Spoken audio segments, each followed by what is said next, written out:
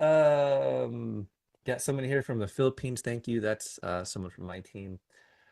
All right. So a little bit about me before I jump into this. If you've never met me before, my name is Stephen Lee Thomas. I am a full-time multifamily investor. I'm a business coach, specifically a capital raising coach. And Got I help someone here people from the learn how Philippines. to raise Thank you. capital That's to fund someone their from my team. multifamily deals. What I've All right. learned, So a little I've bit learned a about me lot of before I hard jump in. lessons. I learned a lot of good lessons. The single biggest limiting factor that's going to keep you from achieving your dreams, your goals of being a full-time multifamily investor, owning multi-million dollar properties and getting that passive income you're looking for, the biggest roadblock you're going to face is your ability to fund those deals. I promise you the deals are out there, good markets, bad markets, it really doesn't matter. But if you cannot raise capital and you're going to be syndicating deals,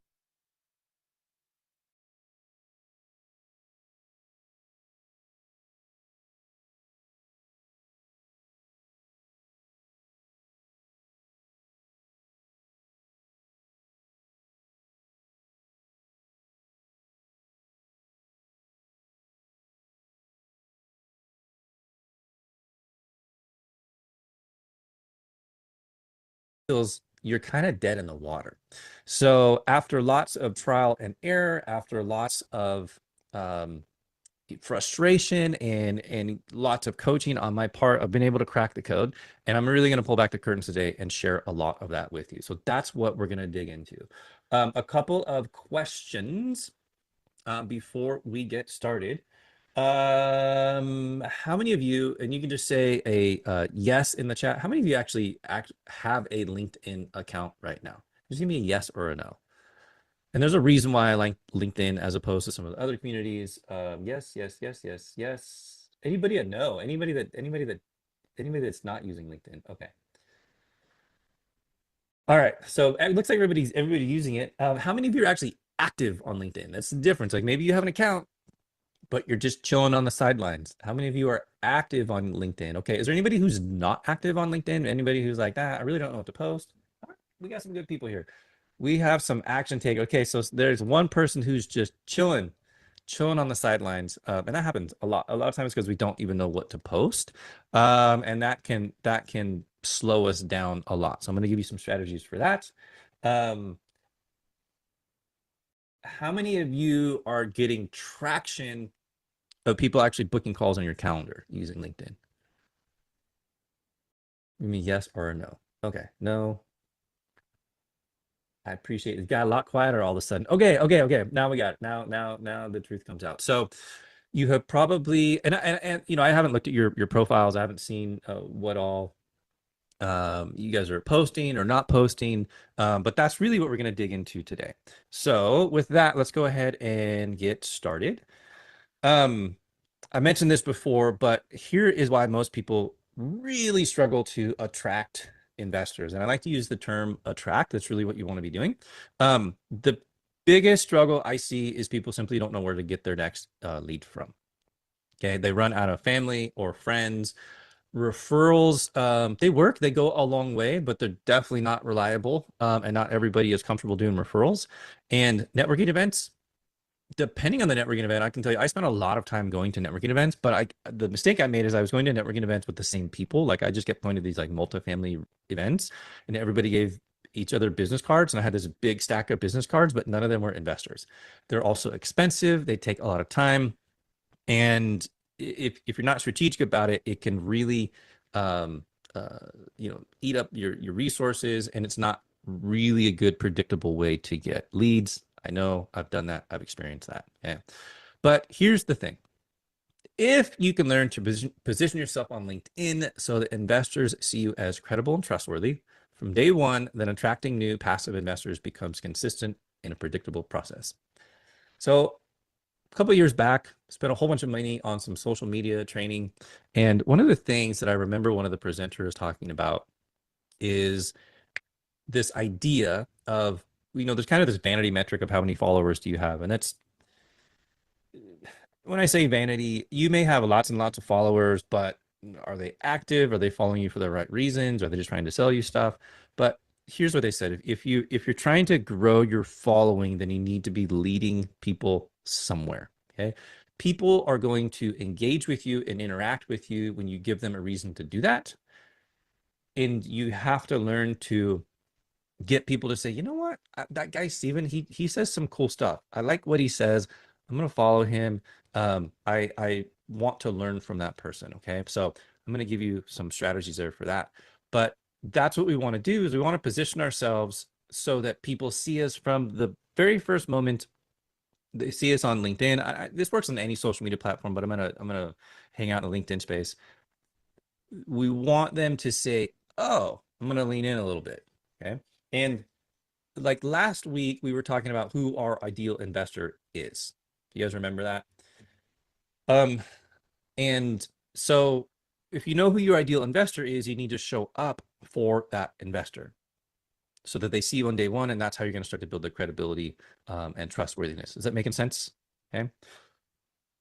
So um, here's what happened. How I discovered LinkedIn could be my investor pipeline. So when I started raising capital, like I mentioned, I relied on referrals, some in-person networking, but it became, honestly, it got pretty exhausting. I went to lots of meetup events.